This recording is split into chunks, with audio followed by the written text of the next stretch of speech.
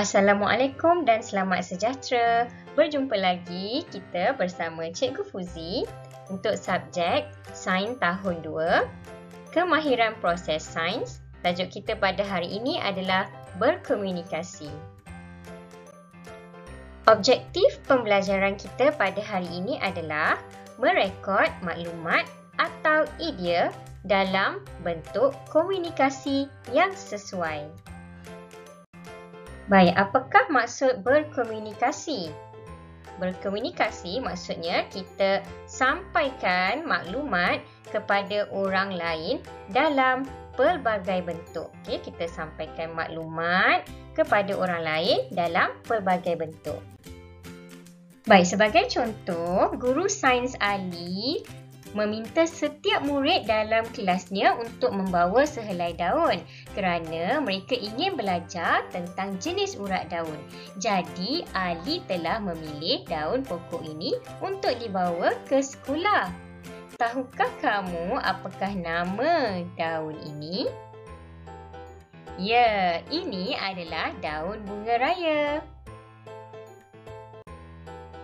Seterusnya, Ali ingin menyampaikan maklumat tentang jenis urat daun bunga raya yang dibawanya. Dia boleh menggunakan pelbagai bentuk ataupun cara berkomunikasi. Antaranya adalah yang pertama, secara lisan. Ali akan menerangkan tentang jenis urat daun secara lisan. Contohnya, pokok bunga raya mempunyai urat daun jejala. Ataupun cara yang kedua adalah secara penulisan.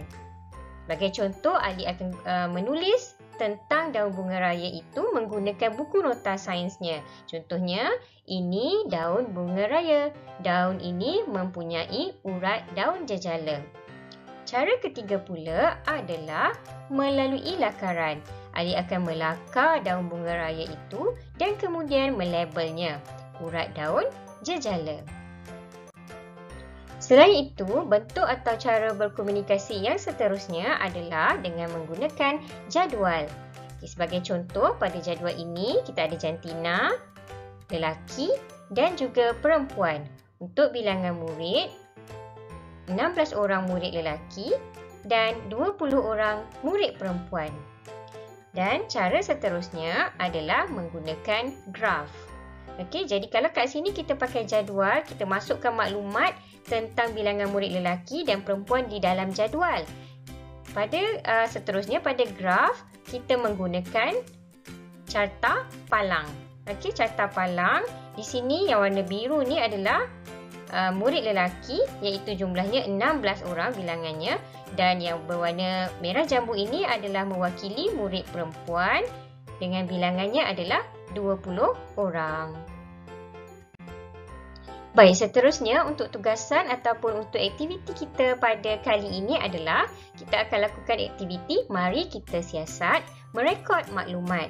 Okay, antara alat dan bahan yang diperlukan adalah yang pertama magnet. Kamu boleh gunakan fridge magnet yang terdapat di rumah. Seterusnya sudu besi, sudu plastik, batu, kunci besi, pemadam dan juga pembaris. Jadi apa kita nak buat dengan alat dan bahan ini? Mari kita tengok langkah-langkah. Yang pertama, letakkan sudu besi di atas meja. Kemudian kita dekatkan magnet kepada objek itu. Macam tadi sudu besi lah, kita dekatkan magnet pada sudu besi. Yang ketiga, kita perhatikan tindakan magnet. Tindakan magnet ni kamu telah belajar semasa di tahun 1 terhadap objek. Sama ada dia menarik ataupun tidak menarik. Yang keempat, ulangi langkah-langkah di atas menggunakan objek yang lain. Sebagai contoh, kamu boleh gunakan sudu plastik, batu, kunci besi, pemadam dan juga pembaris. Kamu uji satu persatu. Dan yang terakhir, kamu pilih satu bentuk komunikasi dan kamu rekodkan hasil siasatan kamu. Macam tadi kamu dah tengok secara lisan, secara penulisan, secara lakaran, dalam bentuk jadual ataupun dalam bentuk graf. Jadi pilih satu untuk kamu rekodkan hasil siasatan kamu. Baik, Cikgu juga ada sediakan template ini pada ruangan pada link video cikgu.